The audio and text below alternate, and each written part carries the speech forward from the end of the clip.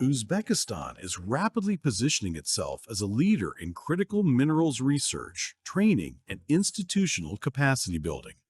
With the establishment of the Higher School of Technological Metals at TMK, the country is creating a hub for global academic collaboration.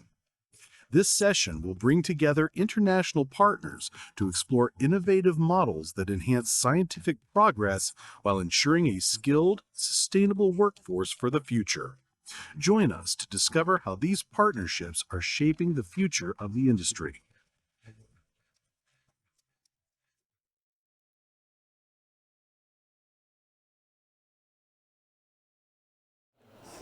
Greetings, dear guests.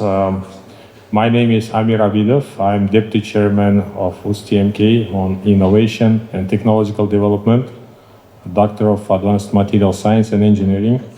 It's an honor to be here to moderate this session. Thank you all for coming to this session. And the topic is fostering scientific partnership and human capital development. Yesterday, during our presentation about USTMK, we showed you the key components of our ecosystem. It's technology, it's science, and it's a human capital development. So today, our guests present their presentations about scientific research, about human capital development, and about innovation. Please welcome.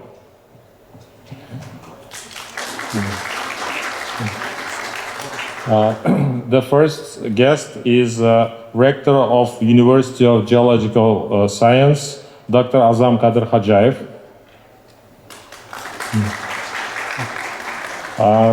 Next one is Deputy Rector of Al-Malik branch of Moscow Institute of Steel Alloys, Dr. Khudayarov Suleiman Rashidovich. And next is Mr. Romanov Saifullah Abdullaevich, the Director of Tashkent branch of University of Pisa. Next one is Professor Bum-Sung Kim, Korea Institute of Industrial Technology. And next one is our member from Korea Test and Certification Institute, Dr. Moon Hwan Han. Let me invite here Dr. Azam Kadir Khajayev with his topic, New Horizons for Cooperation in Science, Education, and the Role of Critical Minerals in Sustainable Development.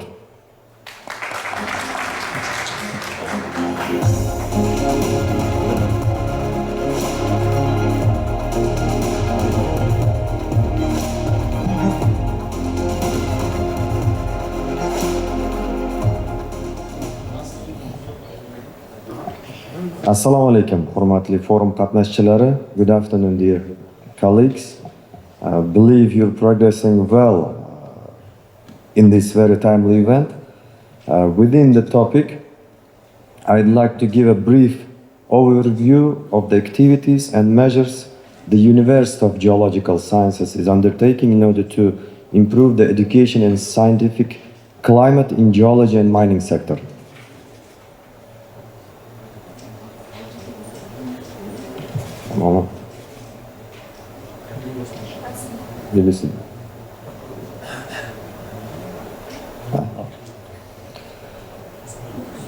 Despite the university is quite young, being founded in 2020, it really plays a crucial role, having been focused in preparation of skilled youth and promotion of scientific practical projects for the mining and geology industry.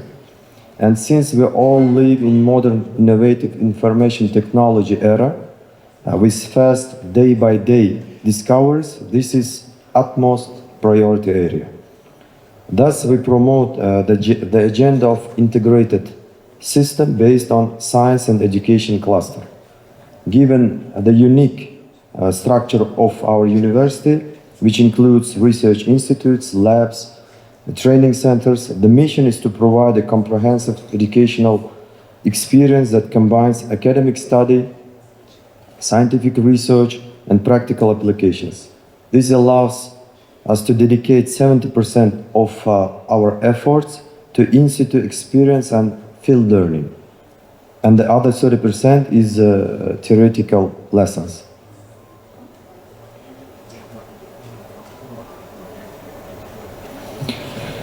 We truly accept that achieving our goals will require considerable effort and valuable input from international experts. Therefore, legislation-wise, we rely on new subsoil law prepared in collaboration with the EBRD that defines data reliability, transparency, international standards, investment and environment-friendly approach, and other best practices. In management structure, we consist of vertical integrated 9 institutions, particularly 4 scientific research institutes, training center, geological museum, Kitab, State Geological Reserve, Geopark, and foreign university branch with about 70% of our mentors with scientific degree. It is worth noting that Uzbekistan is among top 10 countries in the world in terms of mineral resources, including gold, silver, copper, uranium, tungsten, and other minerals, and hence the potential areas are studied only up to 40%. There is a huge perspectives of exploring more. And for that, of course, we need qualified and skilled specialists to implement long-term exploration programs and mining activities to meet the demand of economical growth. Especially, this is becoming more and more important in the very agenda of critical minerals supply chain. Because of uneven distribution of these minerals with different levels of development in upstream, midstream, downstream, Central Asia having a rich mineral base and strong standing mineral extraction shall play active role in this significant chain. And since the logistics also matters, here we need a lot of collaboration with the region itself, as well as with other potential stakeholders to promote technological development and create high added value products. Ladies and gentlemen, today we spoke about the opportunities of the collaboration in the manner of future minerals hub that could cover the demand for majority of the list of these CRM minerals. Plus, we have in the region Afghanistan, which is a very promising opportunity as well. This approach positions the region not only as a stable supplier of critical minerals, but also as an integral part of future mining innovations and sustainable development. In this framework, promotion of certain investment projects are timely to meet the green agenda. Here we'd like to feature out our gigaplant concept prepared in cooperation with BCG for lithium iron batteries production with the project cost up to 3 billion USD. These projects to be launched in recent years would surely give their impact in regional CRM development. It is obvious that for that we need long-term resources and scientific, technological and innovative solutions. Thus, by presidential decree in 2020 for last year, the University of Geological Sciences, in cooperation with the Uzbekistan Technological Metals Complex, launched 17 scientific research activities worth $55 million in coming 3 years. This is only for now. I believe we will expand this practice. At the same time, in conformity with geosurvey to increase the mineral base, TMK is also promoting production stage projects for low fruits. Involvement of foreign expertise and local specialists are crucial issue here. If you look for the demand for the specialists within these projects, including the whole mining sectors with other mining companies themselves, the projected demand for specialists up to 2030 would be about 13,000, mostly in geology, mining and metallurgy. directions. This in turn indicates that higher education institutions like ours need to intensify efforts to train and supply highly qualified professionals to the sector. We are confident that we will be able to present substantial project proposals in these areas and identify appropriate partners. Therefore, we plan to develop new education programs for the classical geology economy. We would be expanding new disciplines for environment, AI technologies. At the same time, we would be unificating of our study programs with top 300. In terms of geology, we would be intensifying critical minerals. For geophysics, it's airborne, other methods in GIS technologies, AI technologies, as well as remote sensing and spectral library methods. To ensure the training of highly qualified specialists, we collaborate with international educational institutes, including Freiburg Mining Academy, Chinese University of Geological Sciences, Moscow State University, and others. And I would like to feature out here that from the beginning, 25-26 this coming year, we intend to implement a joint educational program with Chinese University of Geological Sciences by launching the School of Elite Engineers jointly with USTMK. This program will allow our undergraduates to pursue studies both in Uzbekistan and China within all these technological directions. At present, if we look at global trends in the field of geology, and key directions would be artificial intelligence, digital and green technologies, IT solutions, and VR technologies for the forecasting of mineral resources. All of these innovations contribute to a more efficient study of deposits, a fresh approach to assessing the future potential of mineral-rich locations, and solving the challenges of forecasting mineral resources. In this regard, our university also offers a range of IT services, including neural networks and machine learning, development of mine big data systems, digital core platform, and GeoGPT tools. Believe this kind of approach would surely intensify future science and education. And we could be able to prepare very young, skilled specialists to the mining and geological sphere. Thank you.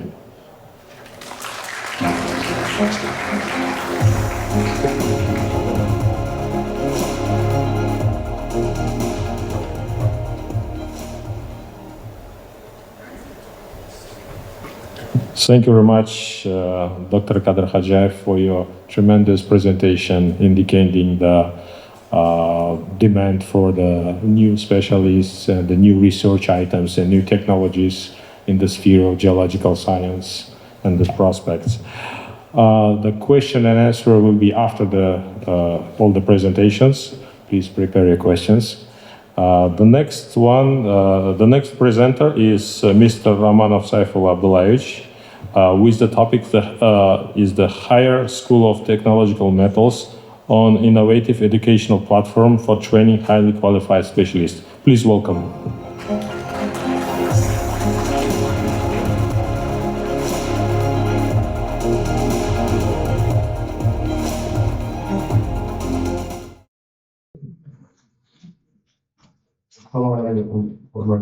Good afternoon, dear participants of panel discussion. It is the University's Tashkent subsidiary for 2025-26 study year.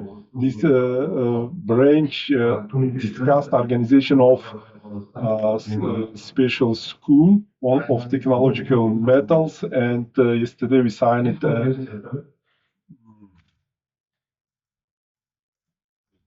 Why Pisa University? Pisa University is located in Italian city of Pisa. It is one of the oldest European scientific centers, and it started in 11th century, and the number of faculties is 11, and 57 students are studying there. The branch in Tashkent city was created by the decree of cabinet ministers, and right now 150 students study in this branch on geology department, and in 2025-26 study year we will be preparing managerial specialists and also short-term courses on crucial minerals. Study is conducted in English and in Russian, and specialty courses are presented by Italian professors, and this branch prepares specialists for NKM and Nawai, Al Malik, and other mining complexes, and together with them. And 80% of the students are studying by the sponsoring through those enterprises. And later they will they will be working on those enterprises.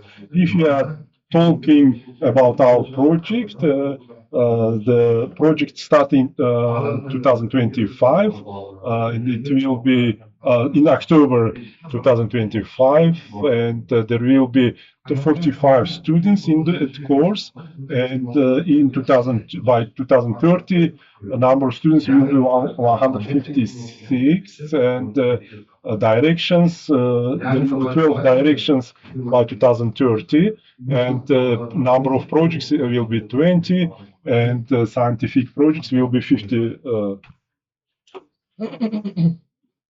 Regarding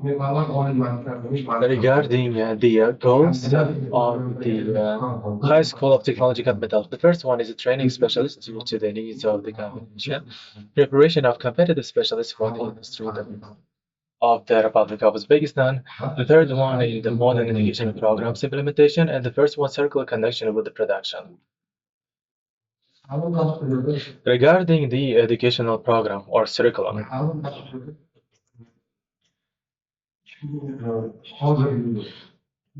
so as of October 1st of 2025, we are planning to have 25 students studying at the high school. There will be the 4 years of education. The language of instruction and education will be English language, and the basic education will be on the branch of BC University. And also, we will be conducting the communications and discussions for the future year. There will be 1+1 master's degree that we are planning to implement. Regarding the educational program, within 4 years, so there will be the global changes, water resources, the sustainability, ore geology and process, mineralization, exploration and extraction methods, decommissioning and the closure of mining operations, and the mining geology and the mining in Uzbekistan. This kind of classes will be conducted. In addition to the educational courses, we will have the additional lectures like the geology and exploration, economics and supply chain management, environmental and social aspects, digital technologies.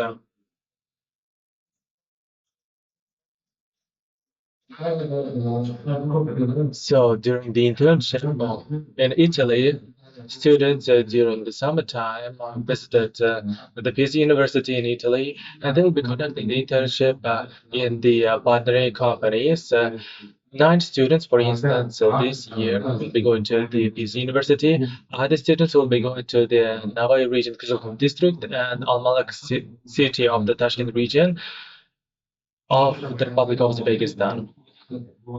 So what I want to say is that the 9 students that were planning to send to the Italy, they achieved high educational scores, academic scores, and the specialists highly assessed their knowledge and the skills, and they were elected among the other students to go to Italy. That was a brief information from my side. Thank you very much.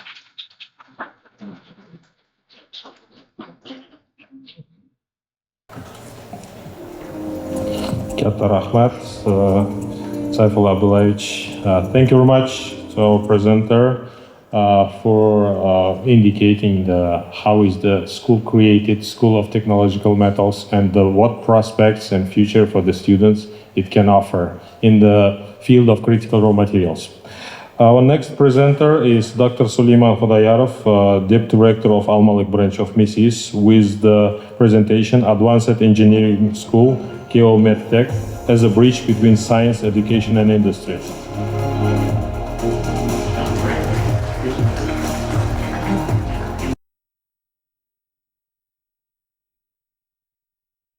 Hello, dear colleagues. Let me first of all thank the organizers of this big event for giving the opportunity to participate and present the engineering school based on our branch. If you allow me, let me very shortly tell you about our branch, and then let me say a few words about our engineering school. Dear colleagues, as you may know, the resolution of our president in 2018 in Al Malik, we organized a branch office of National Research Technological University, NISIS, which was established to train high quality personnel for mining metallurgical industry in Uzbekistan. The branch is located close to the mining combinat, which allows to organize the training process in very close vicinity to the production site, enabling our students not just to get theoretical knowledge, but also in the course of training, see how it goes in reality, hands-on. So we have the following curricula: info systems, technologies, automation of techno processes and production, metallurgy, mining, and economy. So economy is not like set for banking. This has been specially developed curriculum where we train economists for mining companies. Starting from 2025-2026, we have licensed 2 more curricula: power and energy technologies, where we are going to train students in traditional power sector with hydrocarbons, as well as we are going to train with alternative energy. And starting from this training here in our branch office, we have organized the top of the line engineering school, which is going to train experts on the master's level. Today in the branch office, we have 1,000 students, more than 60% doctors of sciences and PhDs. We have 30 training labs, which could also be used in academic purposes. And for the past 2 years, we have organized 2 special scientific research labs dedicated to study physical, chemical features of ores, forgery, and structure of methods. We bought new types of equipment already assembled, and currently we do the scientific research jobs in these labs based on the contracts made with our companies, and the main partner is our Al Malik Mining Combinate. We have established close relations with other industrial companies, and among them, as you can see on the slide, we have Uzbekistan Combinate of Techno Metals. With them, we have established very good relations. We have signed memorandum on relations, and the director has visited these companies, signed the memorandum of cooperation, and in the framework of this cooperation, we have work going on. We made some changes in the disciplines in curriculum. We have enhanced the section dedicated to studying the rare earth metals, and we have also established good relations with other mining companies and adjoining industry companies, as you can see on the slide. Also, the branch has very good lab system which enables to make research in other areas, starting from mining, where we can work on methods of excavation and production, up to extraction, enrichment, getting pure alloys and different products made of metal. The main areas, academic areas, are improved technology of production, development of technologies of processing of rare earth metals, black metals, refining technologies, processing technologies, and so on. Now let's go to the top of the line engineering school, which started its first round of work. What is the idea of the school different from the regular master's programs in other universities? We have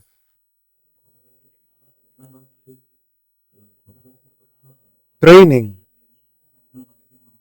which would be very closely related with production related issues. In other words, in order to develop a curriculum, we'll have to study the existing issues in production. Based on that, select proper disciplines, and also after that, we will develop the curriculums. The students would study disciplines, and facing the topical issues would be using their knowledge to resolve the actual issues. In this slide, we see the legal foundation. We signed an agreement based on which this branch started to operate. A few words about the purpose. Our purpose is to train engineers which would be able to unite scientific approach, good quality education, and real needs of the industry. The thematical vectors of our uh, institution is mining, enrichment, metallurgy, digital material science, new technologies, digital transformation of technological processes. We will work in Al Malik branch of Nitul Misis and also engineering school of Al Malik Combinate, which would be used as a polygon for the profession. We have existing labs, which is going to be used by the students. We are currently developing a new project to build a new building in the school where we will have so-called educational plant, including 4 dedicated spaces like a lab. 4 labs would be a lab of virtual tests, virtual of new materials and technologies, lab of automation and repairment of mining equipment, and also design construction bureau, design bureau.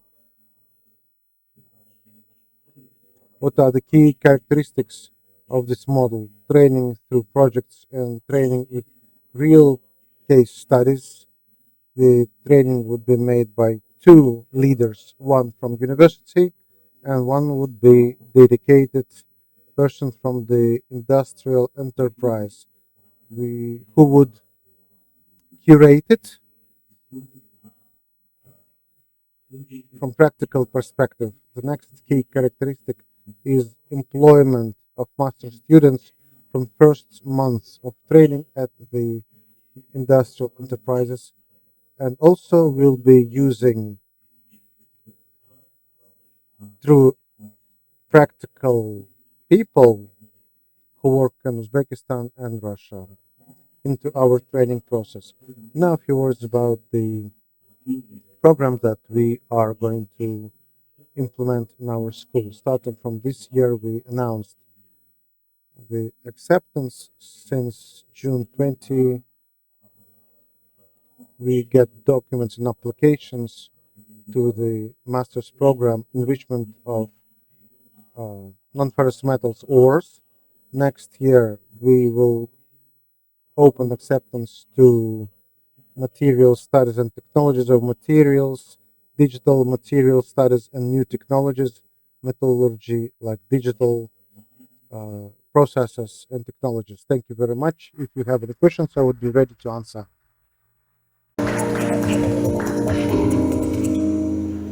Katta rahmat, Sulayman Rashidovich. Juda yaxshi prezentatsiya bo'ldi. Manimcha qaysidir slaydda rasmda bor edi bu. Меня со спины сфотографировали здесь. Да. Thank you very much for Professor Khudayarov for his wonderful presentation and very interesting aspects. You see that they created a school for which is focused on rare earth elements and metallurgy and digital material science. This is a very important one for modeling the experiments and technological process before doing them. Thank you. Our next presenter is Professor Bomsung Kim, who is our strategic partner from Korea Institute of Industrial Technology, with presentation about a strategic partnership Uzbekistan-Korea for rare metals strategic partnership. Thank you.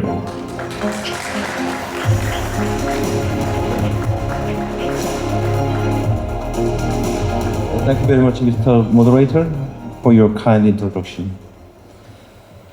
Okay. Would you show me? No, this one. Thank you. So my name is Bomsung Kim from Korea Institute of the Industrial Technology. This institute is a kind of the government-funded institute.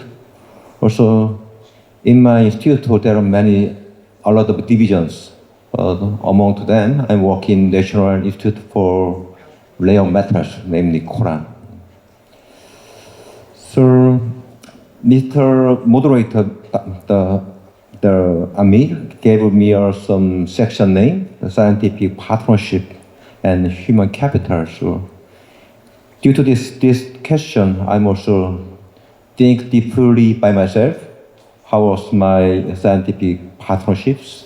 How tried to make some good program for human capitals. So I decided to introduce my program as one of the typical examples. It's a vision of the Kitech, my company. Many people thinking about some yield or some environmental many things. So also we Kitech make some vision of our institute about some changing the manufacturing paradigms by very complicated story. However, maybe familiar story to you, so I will skip it.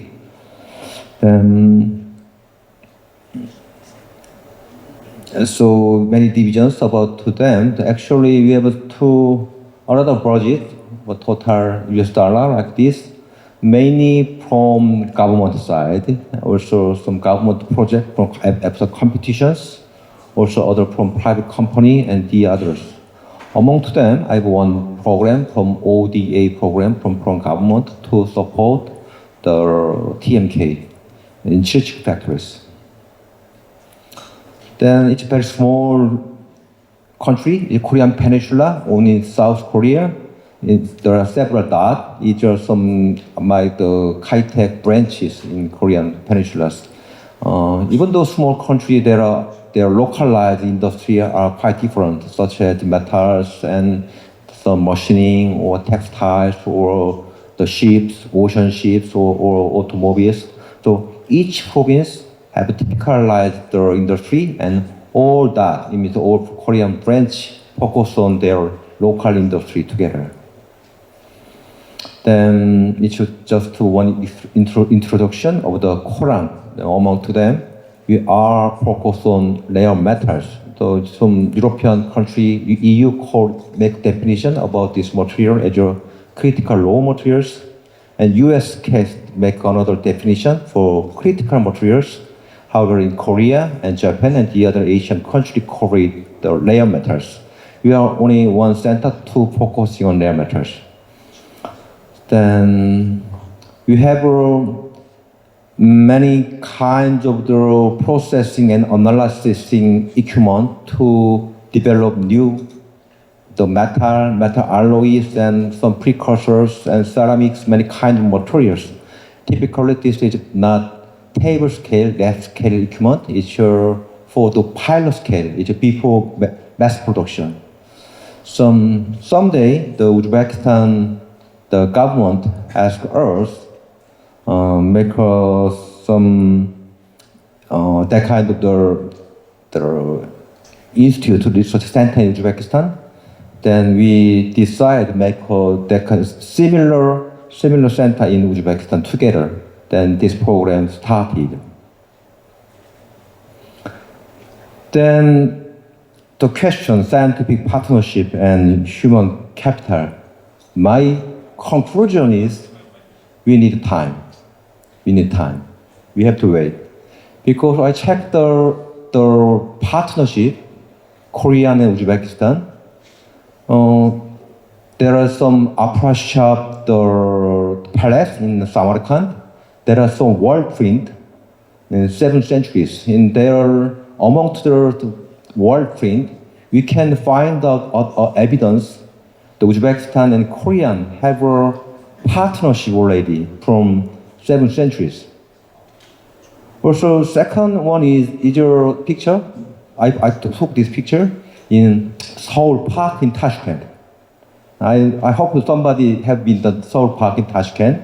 There one status into a train from the Korean 1937 years.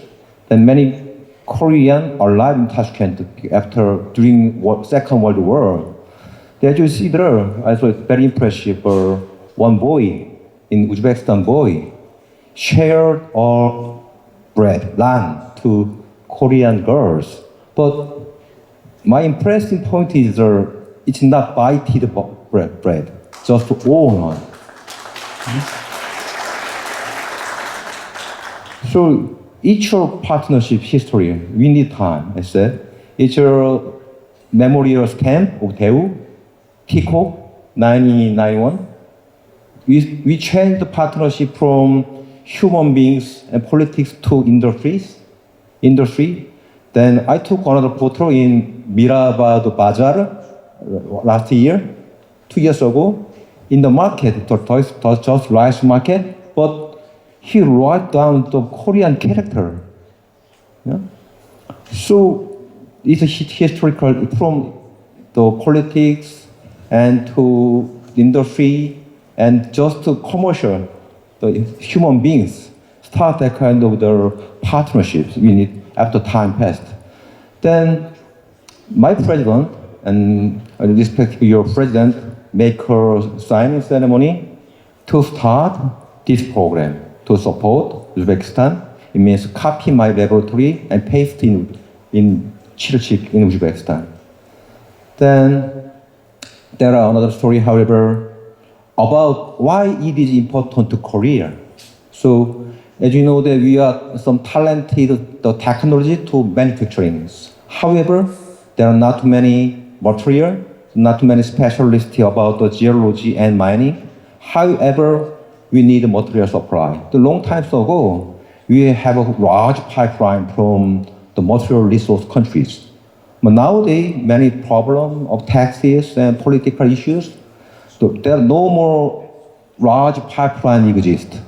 Small pipelines, pipes, but have to total volume have the same.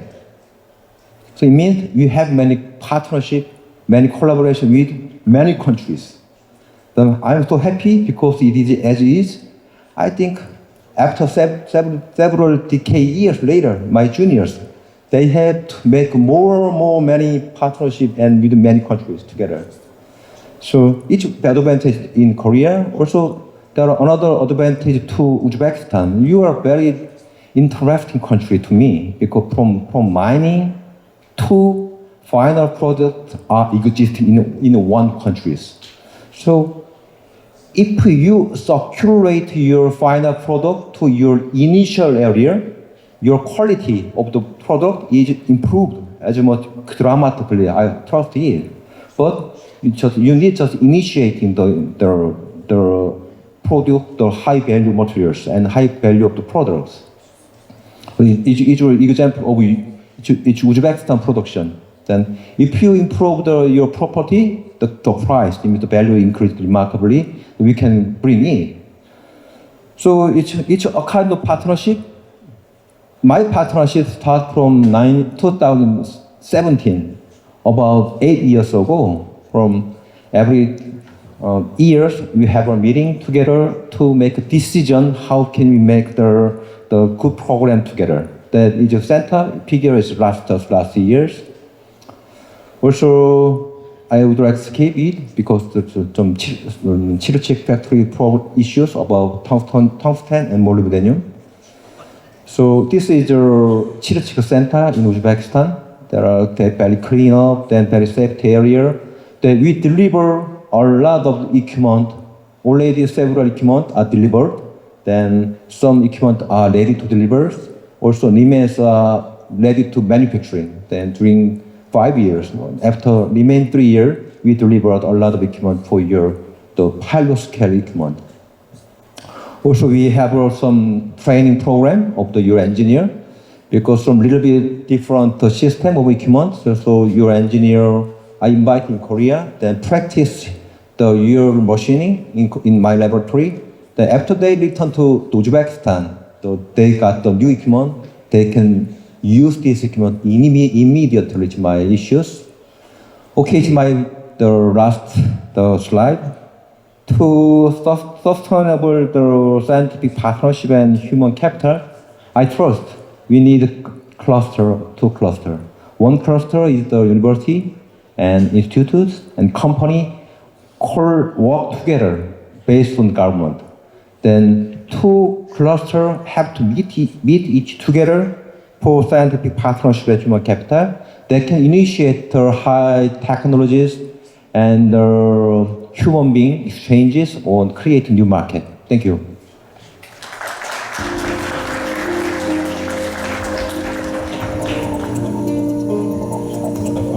Thank you very much, Professor Kim, for sharing your experience. A special thanks for the sharing history of collaboration. Our next presenter is Dr. Han from Korea Testing Certification Institute, with presentation about the importance of standards and testing certification for critical raw materials industry.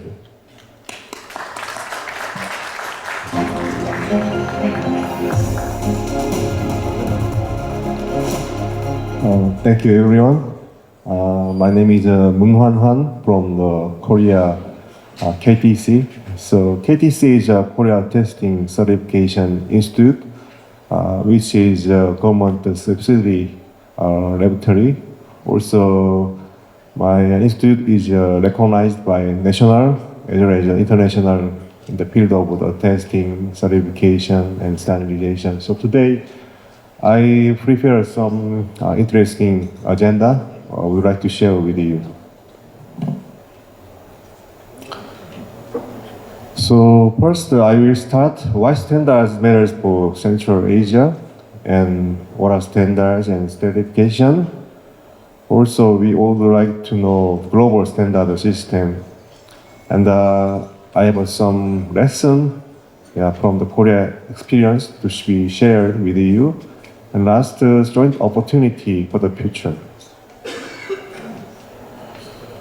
So, grand market trend, we focus on three strong points. The number one is global demand for certified critical minerals is increasing. And the buyers and the investors require trust and traceability, but it's very important. So standard is a kind of the gateway to higher value market. So it is very essential and important for industry as well as the government side. You can see at the screen the purpose and impact of standard. We can summarize it like that: quality improvement and productivity, and consumer and environment safety, as well as enable automation and reduce costs. Whereas the potential downsides, sometimes over standardization may slow innovation, but it is very crucial for industry side. So we think about the growth at the point of the standard. So winners takes all phenomenon. It means vehicles and the Apple, IBM, Tesla, but also the legacy automaker. You can see every day the big tech is increase their market share and benefit through their own standard. And early standard setters dominate the market. It is easy. So every point of your industry, I would like to recommend think about the standard for the next step or the past you need to remind. And standardization brings global scalability and economic impact of standard. So you see the OECD, more than 80% of trade influenced by the standard. In Korea, we have a 25% of GDP growth attributed to the standardization, and also it boosts the national competitiveness and the innovation. So what is the standard? We also think about the type of standard. So first, international, such as the ISO, IEC, ITU, and national, in case of the Korea, Korean standard, and United States ANSI, and for Japan, GIS. Also, industry or regional level, IEEE or EN, company specification, so internal specification is very important. So maybe downstream or upstream, so from the company or from the international standard is each rule has a very crucial. So we also think about the success of failure industrialization. So failure means incompatibility plug and vacuums and signatures, such as, for example, and success case is a paper size and the pictogram. So it has some kind of lesson from them. Lack of standard means inefficiency. So standardization in industrial regulation, you can see the first, mass progress and size standards, and second is quality control standards. And third is IT protocol and data standards, and fourth, standardization, you can see also AI and safety, ESG, and system-wide interoperability. So why standards matter? It is very simple. So standards shape global trade more than 18% influenced by them, such as the OECD. And also lack of standard, it means inefficiency and incompatibility and barrier. So standard enables this compatibility, safety, innovation, as well as access. So what is standardization? So it means developing and implementing technical standards.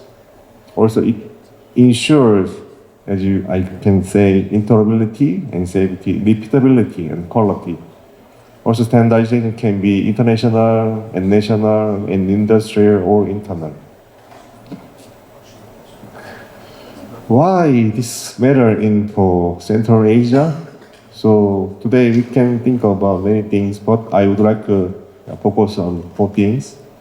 So global demands for critical minerals, such as the EV, semiconductors, and batteries, is rising. And second, international buyer requires certified and traceable products. And next, without standards and conformity, market access is blocked. So TNK is very proud of a company in Uzbekistan. So to globalization, export your product, so we have to think about the standard and conformity. So standard and conformity certifications are tools to evaluate product value. So value means benefit and money and business. Here is some common challenge in Central Asia. So limited infrastructure, such as a national standardization system, and the facilities are underdeveloped. And high testing costs, it means reliance on foreign testing causes delay and high expenses. Also, we think about the lack of experts. A few domestic experts on ISO, IEC, and the conformity assessment, and fragmented regulation. It means regulations are inconsistent and public awareness is low. So here are some key standards. Body, SOD. So ISO is maybe you already know, International Standard Organization. IEC is specialized for electrical, and ITUT is specialized for the telecommunication. And national grade, KS, GS from the China, Korea, as well as the United States and Japan, and national and industry in the regional, also IEEE and EN. So this is the principle of standardization development. So very important, respond to market needs is the first step. We have to care about how to make a standard. And also it should be based on the global expert opinion. It means that we need a consensus, we make a standard to reduce the barrier. Also, it inclusive and the multi-stakeholder. Also, the consensus is driven. This is the stage for the international standard development. So from the very first stage, proposal and working draft, it means the preparatory, and community, they make a comments and the refinement, and the inquiry, approval, and last step is the publication and review. So usually this step requires more than 4 years, because as I mentioned, it required many members' participation from the IC, ISO, ITU. Also, we need some consensus during we make a draft. So it also have an official step. So it requires official time to make a standard. So very first stage, you need to think about which kind of the standard or what for demands this kind of the requirement standardization in your business area. This is benefit, so for society and for business and for government. For business and faster market access and cost reduction. So KTC role in Korea, so as I mentioned, the national certification and test body, so activity in the ISO, IEC, and ITU, and support industry with a smart testing lab and digital certification tool. So global cooperation opportunity between Uzbekistan and Korea, so knowledge and infrastructure sharing and joint certification initiative, and support to Central Asia in building, testing, and conformity system. Thank you very much for your listening and attending.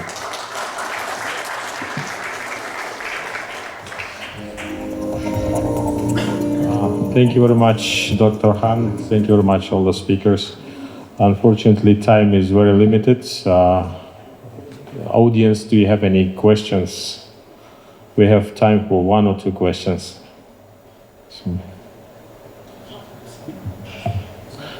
Okay, I have a question about testing and certification. I know you and Professor Kim are the member of the ISO working group for creating new ISO standards. So I want to join there. How to do it?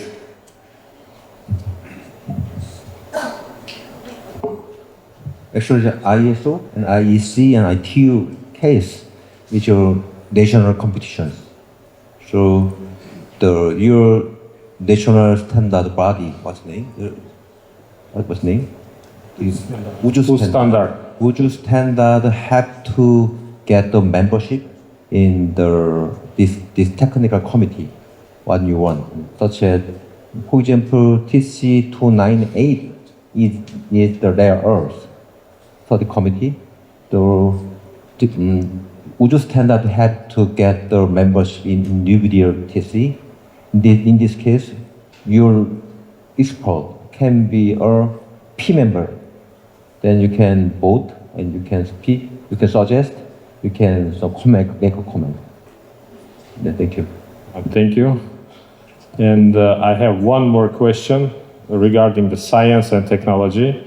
I know maybe 3 members here at least work for lithium extraction. So could you tell about what's new in the technology? What will be trending after like 15 years in lithium extraction from brine, from the oil wells?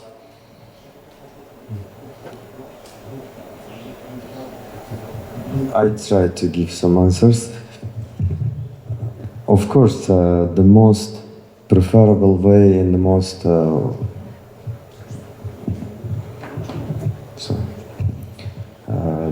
the most cheapest and the most effective one is brines in, for example, Latin American triangle, extracting from brines with the high condensity of lithium. At the same time, now new technologies also allows us to extract lithium from other sources. It's for first of all pegmatites like Australian type. At the same time, promising area for this region, especially for Uzbekistan, also plays underground industrial waters coming out from oil and gas industry, which also contains the lithium. Also, with the content more than we had last research samplings, 50 grams per ton. And new membrane technologies allows to extract it with the most effective way. So this could be a good direction of also research. Our university, together with the Institute of Hydrogeology and Engineering Geology, also works on this direction. By the way, with USTMK, we have that kind of projects to learn the underground industrial waters, not only for lithium, but for iodine and bromium as well, which would be also perspective for us, I believe.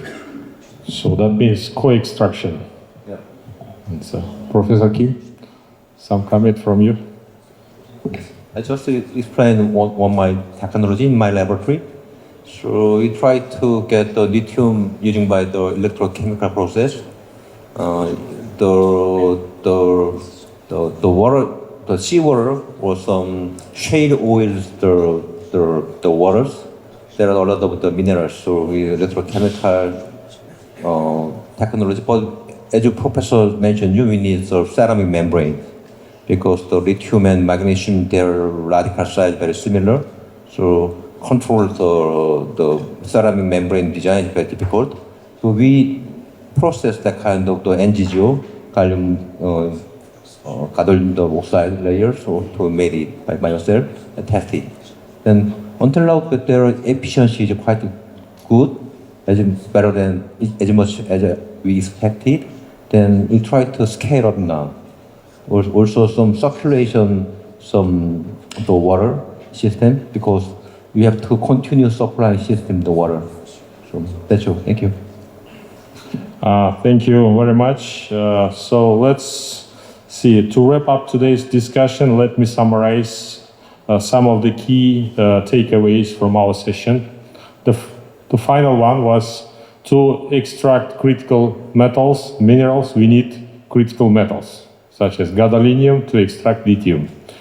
To develop critical metals technology, we need rare specialists. So we need to develop our education and create a specialist for this. And we need very rare technology to make it green. Thank you very much.